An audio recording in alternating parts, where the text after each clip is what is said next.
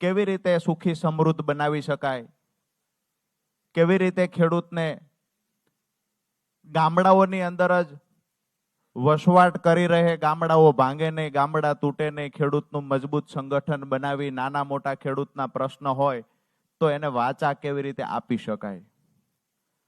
આ સપનું જોઈ અને એક ચોક્કસ પાર્ટીની અંદર 2021માં જોડાયા કે અમારા ખેડૂતનો અવાજ બુલંદ બનાવી શકાશે. પરંતુ ખેડૂતોના મુદ્દે જ્યારે પણ લડાઈ લડવાની થઈ છે તો મજબૂતાઈથી ખેડૂતોનો અવાજ બની સૌરાષ્ટ્રના તમામ ગામડાઓની અંદર, તમામ તાલુકાઓની અંદર જ્યારે જ્યારે પણ કુદરતી આફત આવી હોય, અતિવૃષ્ટિ, અનાવૃષ્ટિ, તો તમામ મુદ્દે અવાજો ઉઠાવ્યા. છેલ્લે જ્યારે હળદળવાળી ઘટના ઘટી, હું જેલમાં ગયો,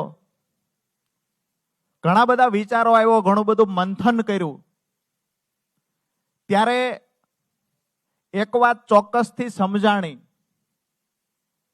કે ખરેખર જો ખેડૂતોનું હિત ઈચ્છીએ છીએ, ખેડૂતના ખેતર સુધી સિંચાઈનું પાણી પહોંચાડવું છે, ખેડૂતોને સમૃદ્ધિ તરફ લઈ જવા છે, તો સત્તા પક્ષની સામે રહી માત્ર આંદોલનો કરી, જિંદાબાદ મુર્દાબાદના નારાઓ બોલાવી અને સતત સરકારનો વિરોધ કરીને ખેડૂતનું હિત નહીં કરી શકાય. ચોક્કસથી આપણો ચહેરો ચમકાવી શકાય. સરકારની સામે, સત્તાની સામે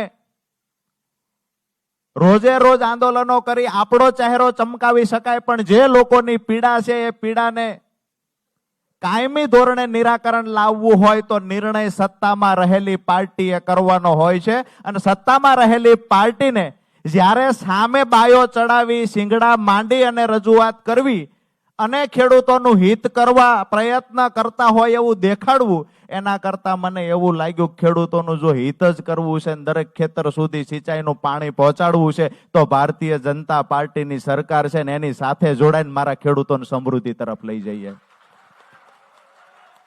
આવનાર દિવસોની અંદર જે લોકો પણ આજે જે પાર્ટીમાં હું હતો, આજે દુઃખ સાથે કહેવું પડે છે કે મેં 5 વર્ષ મફતમાં હાથીપણું કર્યું, અમારા ખેડૂતોની ભાષામાં કહીએ તો બદલામાં જે મળ્યું છે એ પણ ગુજરાતના ખેડૂતોએ જોયું છે. મારી વાત તો એટલી છે કે હું કોઈ પાર્ટીના મેન્ડેટ પર ચૂંટાઈને મેં પાર્ટી છોડી દીધી હોય તો મારા પર આક્ષેપ થવો જોઈએ. મેં તો મફતમાં હાથીપણું કર્યું હતું, શું કામ મારા પર આક્ષેપ કરો છો? અમારા ખેડૂત સંગઠનને મજબૂત બનાવી આવનાર દિવસોમાં ખેડૂતોના જેટલા પણ પ્રશ્ન છે એને વાચા આપી અને આજ ભારતીય જનતા પાર્ટીની સરકાર પાસે ખેડૂતોના કામ થાય ને એ અપેક્ષા સાથે આજ ભારતીય જનતા પાર્ટીનો ખેસ ધારણ કર્યો છે. પોતાનો ચહેરો ચમકાવવા માટે કે પોતાના રાજકીય રોટલા શેકવા હોય તો વિપક્ષમાં રહીને ચમકાવી શકાય, ચહેરો રાજકીય રોટલા શેકી શકાય, સહાનુભૂતિનો લાભ મેળવી શકાય, રોજ નવી નવટંકી કરી શકાય. પણ રાજુ કરપડા માટે નવટંકી કે ચહેરો ચમકાવવો વિશેષ નહોતો. મારા માટે વિશેષ એ હતું કે મારા ખેડૂતોના પ્રશ્નનું નિરાકરણ કેમ આવે, કેમ કરીને અમારા ખેડૂતો ગામડામાં વસી રહે, કેમ કરીને ગામડાઓ ટકાવી શકાય.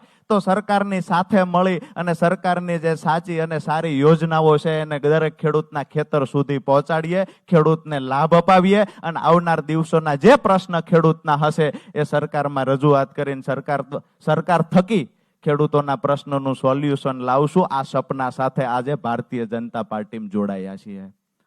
અહીંયા મારી સાથે જે પણ મિત્રો ઉપસ્થિત રહ્યા છે, ઘણા બધા મિત્રોએ ટેલિફોનિક રીતે પણ મને શુભકામનાઓ પાઠવી છે, સતત મને સાથે છીએ એ આશ્વાસન આપ્યું છે. એ તમામ મિત્રોનો, વડીલોનો અને ખાસ કરીને મારા વાલા ખેડૂતોનો આજે જેટલો પણ આભાર માનું એટલો ઓછો છે. જ્યારે હું સૌરાષ્ટ્રમાં ખેડૂત સંકલ્પ યાત્રા લઈને નીકળ્યો, મેં દરેક સ્ટેજ પરથી પૂછ્યું છે કે હું આ સ્ટેજથી નીચે ઉતરી અને કોઈ પાર્ટીનો ખેસ ધારણ કરું તો તમને વાંધો નથી ને? ખેડૂતોએ 2 હાથ ઊંચા કરીને કીધું છે અમને ભરોસો છે રાજુ કરપડા જે પાર્ટીમાં જશે ને ત્યાં ખેડૂતોનું સારું થવાનું હશે. આટલા માટે આપ સૌનો હૃદયથી ફરી વખત આભાર માનું છું. અહીંયા મંચસ પર બિરાજમાન મહાનુભાવો જેને ઉમળકાભેર સ્વાગત કરી અને એક વડીલની ભૂમિકા અદા કરી ખંભે હાથ મૂકીને કહ્યું છે કે જે લડાઈ હશે એ લડાઈમાં બધા સાથે મળીને લડશું ને ખેડૂતોનું ભલું કરશું. આપ સૌનો ખૂબ ખૂબ ખૂબ ખૂબ આભાર.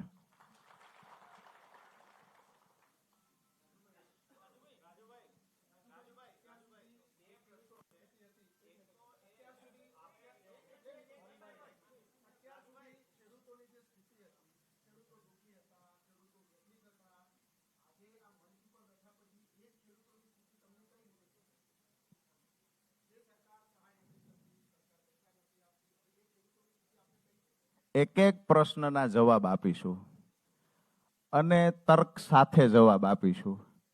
આપે જે વાત કરી કે ખેડૂતોની સ્થિતિ, તો ખેડૂતોની સ્થિતિ 100% સારી થઈ ગઈ છે આવું બિલકુલ નથી. પણ ખેડૂતોની સ્થિતિમાં સુધારો લાવવા માટે હવે હું તમને ઉદાહરણ આપું તો માન્ય નરેન્દ્રભાઈના નેતૃત્વવાળી સરકાર 10,000 કરોડ રૂપિયા જે દિવસે રાજુ કરપડા જેલમાં હતો ને ગુજરાતમાં કમોસમી વરસાદ થયો અને ખેડૂતોને 10,000 કરોડ રૂપિયાનું રાહત પેકેજ જે આપવામાં આવ્યું છે, આ ઐતિહાસિક રાહત પેકેજ છે. આ મારે ને તમારે માનવું જોઈએ કે ભારતના ઇતિહાસમાં ક્યારેય ચૂકવાયું નથી. અન્ય પાર્ટીઓની સરકાર જ્યાં પણ છે ત્યાંથી કોઈને આંકડાઓ જોતા હશે તો આવનાર સમયમાં આંકડાઓ પણ આપશું. માન્ય નરેન્દ્રભાઈના નેતૃત્વની સરકાર કહીએ, ગુજરાતમાં ભૂપેન્દ્રભાઈ પટેલની વાત કરીએ, મુખ્યમંત્રીના નેતૃત્વમાં જે પણ ખેડૂતો માટે નિર્ણયો લેવાના છે, તો હું એવું નથી કહેતો કે 100% પરિણામ મળી ગયું છે, પણ સરકારની સાથે રહીને આગામી દિવસોમાં ખેડૂતોના જે નાના મોટા પ્રશ્ન હશે એને ઉકેલવાના પ્રયત્ન કરશું. નિકુંજભાઈ નિકુંજભાઈ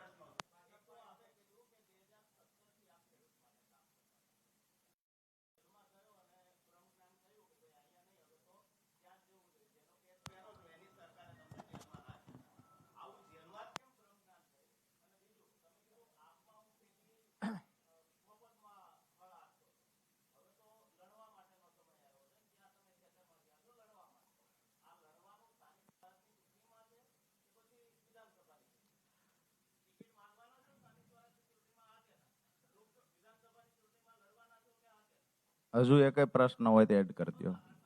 ઓકે.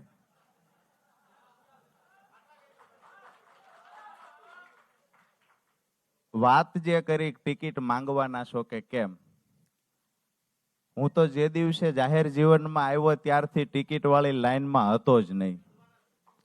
લડવાનું એ પાર્ટીમાં હતો તે દિવસે પાર્ટીએ નક્કી કર્યું હતું ને અહીંયા શું તો આ પાર્ટી નક્કી કરશે. જે પાર્ટીમાં છીએ ત્યાં વફાદાર સૈનિકની ભૂમિકા અદા કરવી એ મારું કામ છે.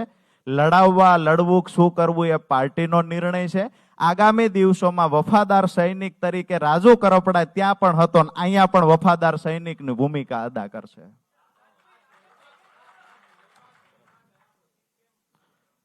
ખાસ કરીને જ્યારે હળદરની ઘટના પછી હું જેલમાં ગયો તો મને ઘણું બધું સમજાણું કે આંદોલનો જે કરવાથી નાના મોટા ઘર્ષણ થાય છે, આંદોલન કરવાથી પોલીસ સાથેનું ઘર્ષણ થાય છે, ક્યાંક આવેશમાં આવીને એવું પણ કામ થાય છે કે જેના કારણે હાથમાં કાયદો લેવાઈ જાય છે. આ જુસ્સા અને જનૂનના કારણે આપણો જે મુદ્દો છે, મુદ્દો રસ્તામાં ભટકી પડે છે. અને જેલમાં ગયા પછી સમજાણું એ વાત તો ઠીક છે, એની સાથે બીજી વાત પણ સમજાણી કે જેની જવાબદારી થકી આ આખી લડાઈ લડ્યા હતા એ જવાબદાર લોકો આજે એની જવાબદારી ભૂલી ગયા છે અને એ લોકોના કારણે અમારા ખેડૂત રાજુ કરપડાની સાથે હેરાન થાય છે. તો મને લાગ્યું ખરેખર આ પાર્ટીનું પ્લેટફોર્મ ખોટું છે. એ પાર્ટી છોડી અને સરકાર જેની છે ભારતીય જનતા પાર્ટીની ત્યાં જવું જોઈએ અને સરકારમાંથી ખેડૂતોના હિતમાં નિર્ણય લેવાય એ કામ કરવું જોઈએ. એક ઉદાહરણ તમને મેં આપ્યું, જેલમાં ગયા પછી 10,000 કરોડ રૂપિયાનું પેકેજ ચૂકવાયું. બીજી વાત એ પણ કરું જે કડદા પ્રથા